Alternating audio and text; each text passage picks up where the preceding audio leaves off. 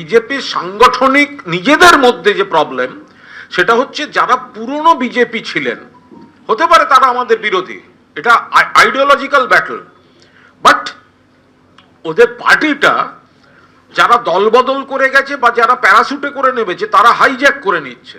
ফলে যারা পুরনো দিনের বিজেপি তারা সেখানে সাফোকেটেড ফিল করছেন। সেই জায়গায় তারা আরো উন্নয়ন, তারা মানুষের কাছে কাজ করতে চান।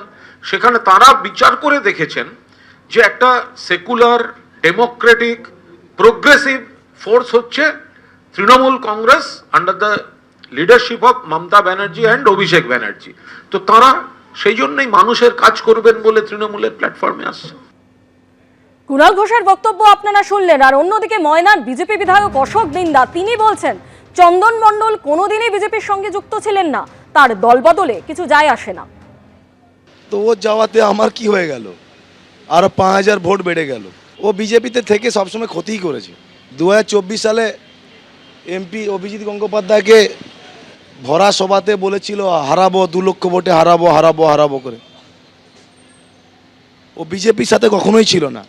ও সমস্ত সভা, সমস্ত উঠা বসা সব টিএমসি নেতাদের সাথেই করত লাস্ট 3-4 বছর ধরে। তো এখানে ওর চলে যাওয়াতে ময়না বিজেপির কোনো ক্ষতি হবে না, এইটুকু গ্যারান্টি দিয়ে বলছি। টিএমসির খুবই দুর্দশা বলা যেতে পারে যে তমলুক থেকে যে কোনো একটা ব্যাংক পেলেও টিএমসি ভবনে এসে তারা জয়েন করাবে, কারণ কেউ নেই। তৃণমূলে যোগ ময়নার বিজেপির জেলা কমিটির প্রাক্তন সদস্য চন্দন মণ্ডলের।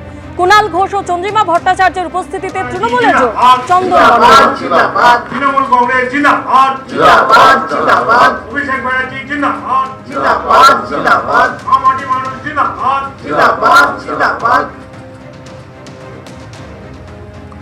এখানে মানুষের জন্য আমি ভারতীয় জনতা পার্টি ছেড়ে তৃণমূল কংগ্রেসে যোগদান করলাম এবং ময়না আগামী বিধানসভা নির্বাচনে তৃণমূল কংগ্রেস জয়লাভ করবে।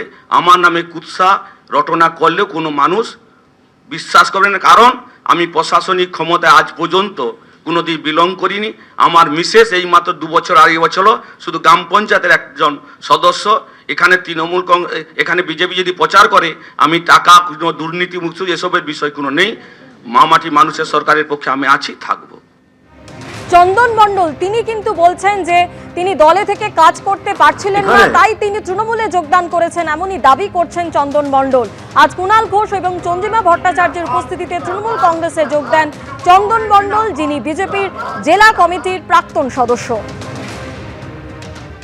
এবিপি আনন্দ, এগিয়ে থাকে, এগিয়ে রাখে।